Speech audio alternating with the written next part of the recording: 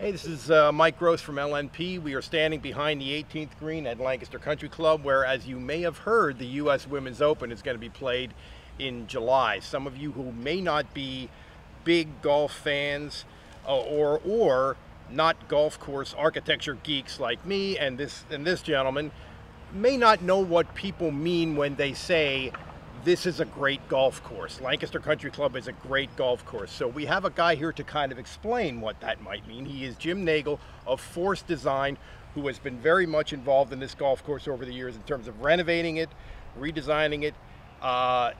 Jim, what's a great golf course? And we're going to show the folks today what about this course makes it great. Well, we as golf course architects, when we look at any project, we really look at the entire feature, all 18 holes, but we try and talk about three elements: strategy, naturalness, and variety. And when we look at Lancaster Country Club and you take in those three elements, you realize that this golf course just oozes all of those elements, and they come out hole after hole after hole. One of the better golf courses designed in this region. I think it's going to be a worthy test for all of the women golfers, and one that we'd love to show everybody here today.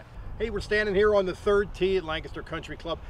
We're starting a section of the golf course here where you can see two elements about this course that are really special: elevation changes and water coming into play. And Jim, you had a role in kind of updating, upgrading, changing the design of this particular hole, the third hole, par 4. Yes, the third hole at one time was more tree lined. Actually, where you see the bunkers here along this right side, we had trees coming in through there, trees along the left. And the third hole here, relatively short par 4, but very strategic in terms of placement of your tee shot off of the tee. The diagonal echelon of bunkers are a great strategic element that come into play, as well as we have the introduction now of the Conestoga River and the next series of holes 3 through 7 where water comes into play on each hole. Okay, moving right along here, we are at the par 4 fourth hole.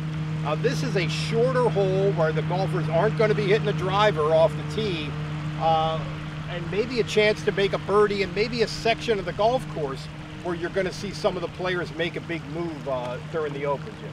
That's correct. We're in the midst of a 4-hole stretch where the average length of the hole might be 350 yards.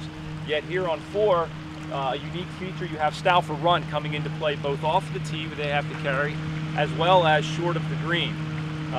As Mike said, this is going to be an opportunity where the golfers have a chance, or at least they think they might have a chance at some birdies.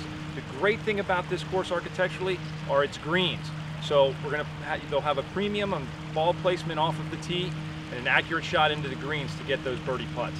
Okay, now we're on the par 4 fifth hole. This is again a shorter par 4. Maybe you're going to see birdies, maybe you're going to see worse, and you're going to see some of the subtleties down here in the Flynn design on the green. Talk about that a little bit. Yeah, a great driving hole here. Kind of a draw off the tee, gets you into a good landing area. We're in a prime spot right here. The wonderful thing about this hole is Stauffer Run and sort of the diagonal echeloner that I mentioned on 3, even with the bunkers, but the diagonal alignment of that stream and right hole locations, actually where you see the caddy in red to the right of the flag, really could wreak some havoc on the golfers playing here. And maybe you can see how the fairway is kind of pointing this way and the green is sort of diagonal. This is a little subtle way that you sort of mess with the golfer's head as an architect. That's a great point, Mike.